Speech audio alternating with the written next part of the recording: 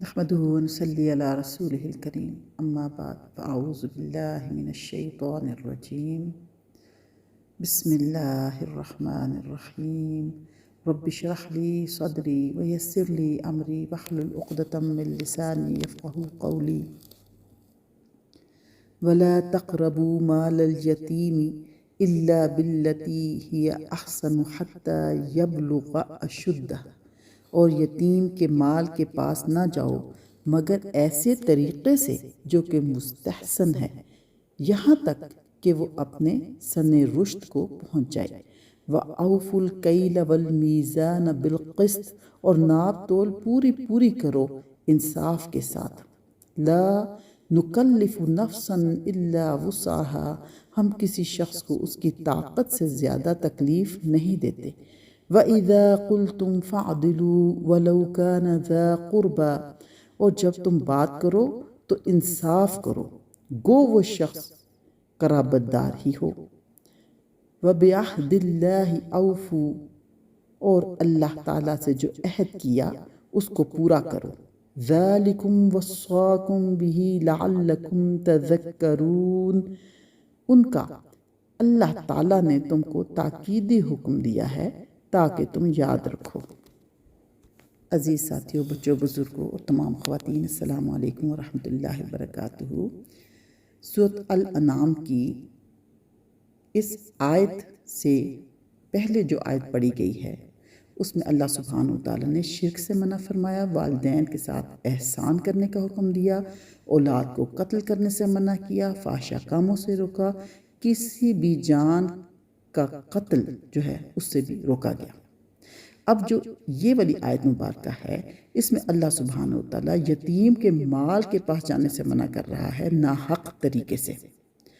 پھر ناپ تول کے بارے میں اللہ سبحانہ وتعالیٰ تاکید کرتے ہیں، انصاف سے بات کرنے کا حکم دیتے ہیں، اور ایک اور چیز جو تاکیدی حکم ہے وہ یہ کہ اللہ کے عہد کی پابندی کرو، اللہ تعالیٰ کے عہد کی پابندی کرو۔ اب یہ تمام تاکیدی احکامات ہیں جو ان دو آیات میں واضح کر دیے گئے ہیں۔ یہ 9 اہم باتیں انسانی تربیت سے متعلق ہیں، انسان کی ساکھ اور عزت کا مظہر ہیں، بہترین معاشرے کی تکمیل کرتی ہیں۔ پڑھی گئی آیت مبارکہ کی تفصیل کی طرف آتے ہیں، یعنی ایسا طریقہ جو زیادہ سے زیادہ بے غرضی، نیک نیتی اور یتیم کی خیر خواہی پر مبنی ہو، اور جس پر خدا اور خلق کسی کی طرف سے بھی تم اعتراض کے مستحق نہ ہو۔ یعنی یتیم کا مال، بچے چھوٹی عمر میں یتیم ہو گئے تو ان کا مال محفوظ کر لیا جائے، یہ نہیں کہ بچے چھوٹے ہیں تو یتیم بچوں کے مال کو ہڑپ کر لیا جائے، اس کی تاکید کی گئی ہے۔ یہ اگرچہ شریعت الہی کا ایک مستقل اصول ہے، ناپ تول کی بات ہو رہی ہے، لیکن یہاں اس کے بیان کرنے کا مقصد یہ ہے کہ جو شخص اپنی حد تک ناپ تول اور لین دین کے معاملات میں راستی اور انصاف سے کام لینے کی کوشش کرے وہ اپنی ذمہ داری سے سبق دوش ہو جائے گا۔ بھول چوک یا نادانستہ کمی بیشی ہو جانے پر اس سے باز پرس نہیں ہوگی۔ پھر بات ہوتی ہے عہد کی۔ اللہ سبحانہ وتعالیٰ کے عہد سے مراد وہ عہد بھی ہے جو انسان اپنے خدا سے کرے، اور وہ بھی جو خدا کا نام لے کر بندوں سے کرے، اور وہ بھی جو انسان اور خدا اور انسان کے درمیان اسی وقت آپ سے آپ بن جاتا ہے جس وقت ایک شخص خدا کی زمین میں ایک انسانی سوسائٹی کے اندر پیدا ہوتا ہے۔ پہلے دونوں عہد شعوری اور ارادی ہیں، اور یہ تیسرا عہد ایک فطری عہد ہے جس کے باندھنے میں اگرچہ انسان کے ارادے کا کوئی دخل نہیں ہے، لیکن واجب الاحترام ہونے میں یہ پہلے دونوں عہدوں سے کسی طرح کم نہیں ہے۔ کسی شخص کا خدا کے بخشے ہوئے وجود سے، اس کی عطا کی ہوئی جسمانی و نفسانی قوتوں سے، اس کے دیے ہوئے جسمانی آلات سے، اور اس کی پیدا کی ہوئی زمین اور رزق اور ذرائع سے فائدہ اٹھانا، اور ان مواقع زندگی سے متمتع ہونا جو قوانین قدرت کی بدولت فراہم ہوتے ہیں، خود بخود فطرتاً خدا کے کچھ حقوق اس پر عائد کر دیتا ہے۔ اور اسی طرح آدمی کا ایک ماں کے پیٹ میں اس کے خون سے پرورش پانا، ایک باپ کی محنتوں سے بسے ہوئے گھر میں پیدا ہونا، اور ایک اجتماعی زندگی کے بے شمار مختلف اداروں سے مختلف صورتوں میں متمتع ہونا۔ علی قدر مراتب اس کے ذمہ بہت سے افراد اور اجتماعی اداروں کے حقوق بھی عائد کر دیتا ہے۔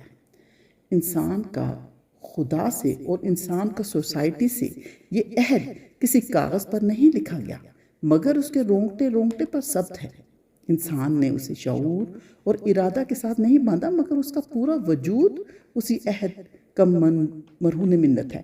اسی عہد کی طرف سورہ بقرہ آیت نمبر 27 میں اشارہ کیا گیا ہے کہ فاسق وہ ہیں جو اللہ کے عہد کو اس کی استواری کے بعد توڑتے ہیں، یعنی اللہ تعالیٰ کے ساتھ اللہ تعالیٰ پر ایمان لانے کی بات کرنے کے بعد اس کو توڑ دیتے ہیں، اس پر عمل نہیں کرتے، اور جسے اللہ نے جوڑنے کا حکم دیا ہے اسے کاٹتے ہیں اور زمین میں فساد پھیلاتے ہیں۔ اور اسی کا ذکر آگے چل کر سورہ اعراف آیت نمبر 172 میں آتا ہے کہ اللہ نے ازل میں آدم کی پیٹھوں سے ان کی ذریت کو نکال کر ان سے شہادت طلب کی تھی کہ کیا میں تمہارا رب نہیں ہوں، اور انہوں نے اقرار کیا تھا کہ ہاں ہم گواہ ہیں۔ اتنے مبارک کلمات کو پڑھنے کے بعد عزیز ساتھیوں دعا کی طرف آتے ہیں۔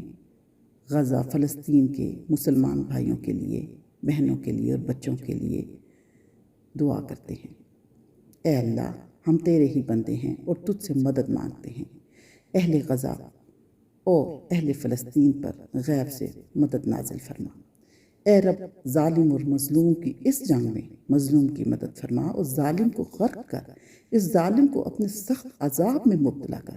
بے شک کہ تو قادر مطلق ہے اور تو دیکھتا ہے، سنتا ہے، سب جانتا ہے۔